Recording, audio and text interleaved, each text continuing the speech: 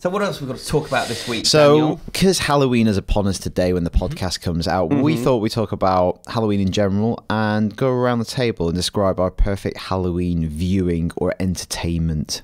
Who wants to kick off? Not me, because I need time to think about it. That's okay. And then we're going to face some quick-fire questions from Scott. I can go first for the Halloween okay. thing. Like, because my perfect sort of Halloween nights in, and never, like, I love horror movies, but the stuff that I watch on Halloween are like Halloween episodes Of things? of TV shows, or like X-Files for me. That's all I watch is because that's the stuff that still scares me, no matter how many times I've seen like X-Files Home, which is like the second episode of like season 4. Is that the incestuous one? Is that the like, kind of Texas Chainsaw style? Yeah, and they've got that. I think it's like the Johnny Mathis song, like "Wonderful, Wonderful" plays in it. Like every time I hear that song now, like it was on a BioShock trailer recently. Like I couldn't do anything with that trailer. Like I had to edit videos. I was like, I can't use that. Like I'm still absolutely terrified of it, and I've seen it. I don't know how many times I've seen the episode, like 1,000,000 times. So what are the best Halloween episodes in your your playlist?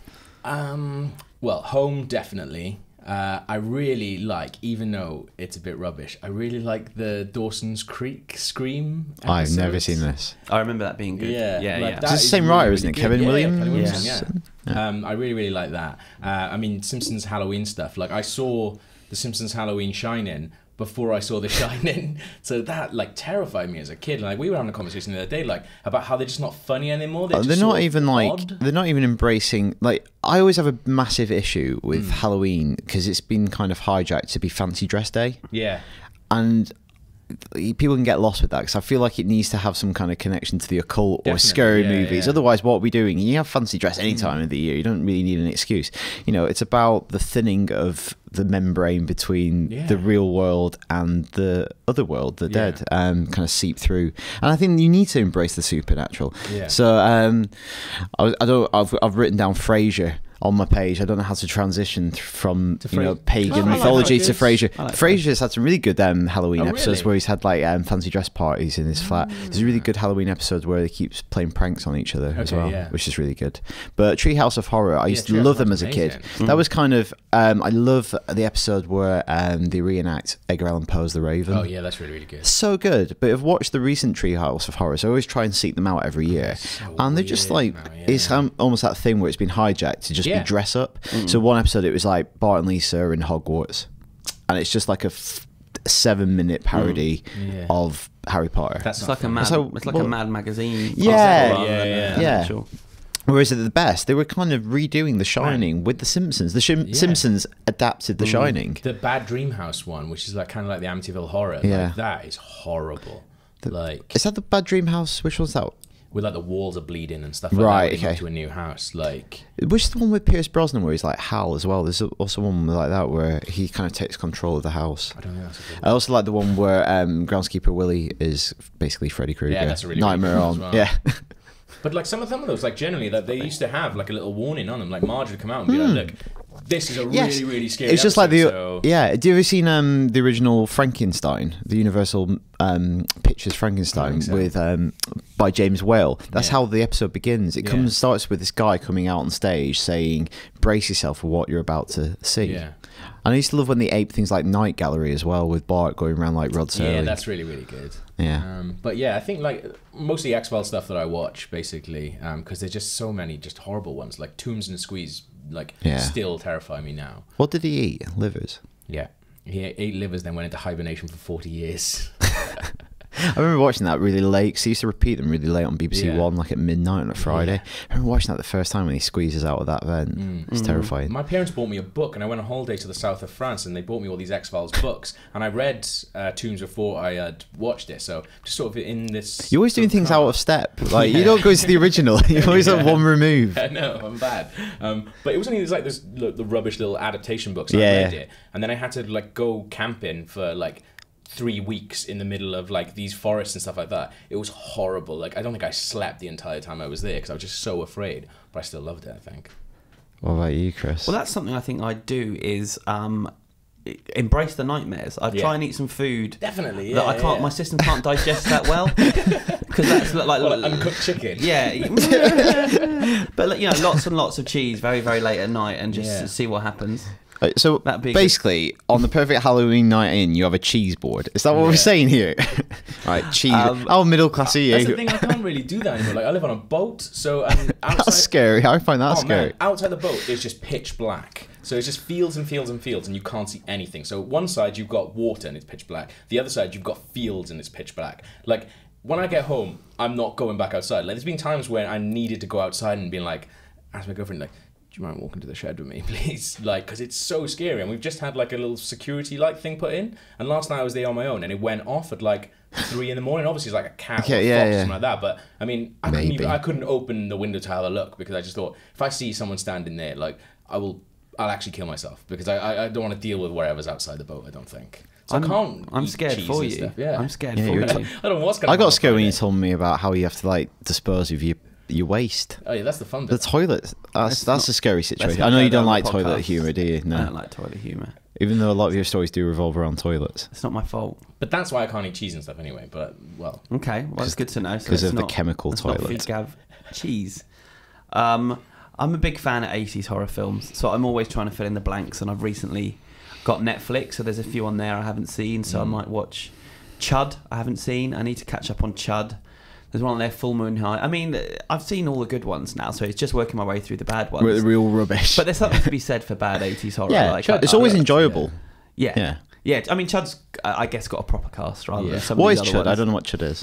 It's about cannibals in the subways of New York. What does Chud refer to?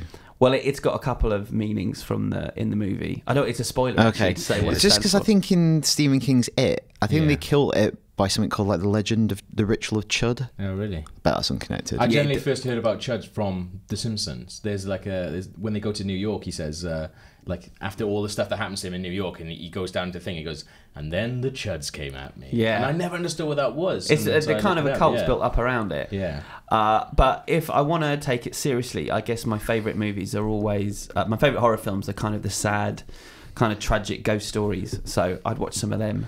Maybe The Innocents, Devil's Backbone. Innocence is so good. I only found out the other day that Truman Capote works on the screenplay. Yeah, that's true. Yeah, bonkers. Yeah. What else? The Others.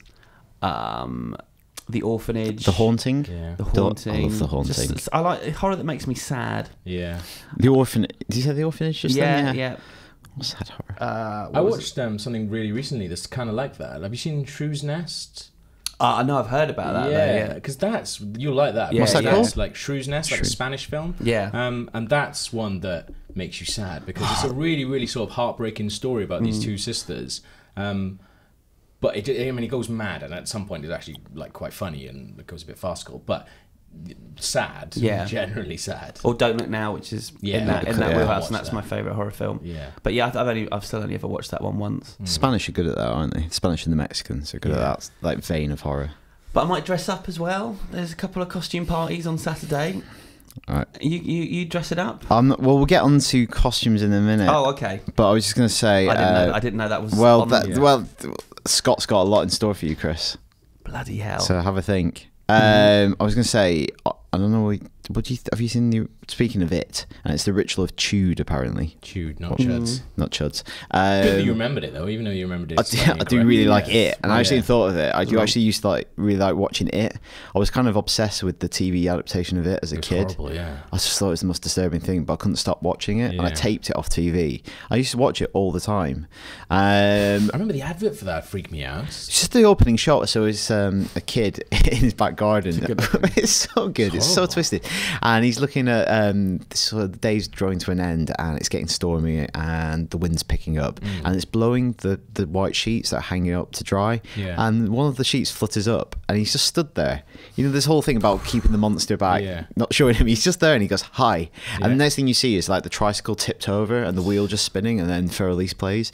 And obviously, it has problems, and the ending is quite notoriously not very good. It's a bit bad, and still budget not to support it. But I think it's actually directed by a guy called Tommy Lee Wallace, who did Halloween 3, Season of the Witch. He's also the editor on the original Halloween. Okay. And the first part of it, I think, is magnificent. Like, it's some of the best TV because the first hour and a half, because the way that TV was divided up, every character got one section. Yeah. So it's almost portmanteau, but not. Like each one gets their kind of little spooky story, their encounter with it as a kid. It's got a really good nostalgic vibe of them going to like, I was a teenage werewolf in the 50s. Yeah. It's just got a really good feel to it. And it's also kind of fantasy horror. It's dark fantasy horror. It's kind of almost like my Lord of the Rings when I was a kid. Like these kids banding together to fight something that seems insurmountable. Yeah, exactly. These, you know, like hobbits, they're the most unlikely of heroes. So I really like that. Also, Ghostwatch. We've talked enough about Ghostwatch over the years. Times on here. What's your favourite Stephen King adaptation, do you think? That's probably right up there, even though I know it's deeply flawed. I'm really looking forward to the new adaptation of it when it comes from the guy who did True Detective. Oh, awesome. He's directing it. Yeah. I really like Christine. John Carpenter's Christine, yeah. I really, really like that. That used to really scare me as a kid because, like, I watched Jaws and I was afraid to go in the bath. Then, like, I'd watch all these different. I'd watch like It and I was afraid of clowns. Yeah. Then I was like, I'm afraid to go in a car now. Like, there's it's almost like that Family Guy sketch. So what's next, Stephen? Scary Lamp. Yeah. Well, obviously The Shining, but it's such a loose adaptation of the source material.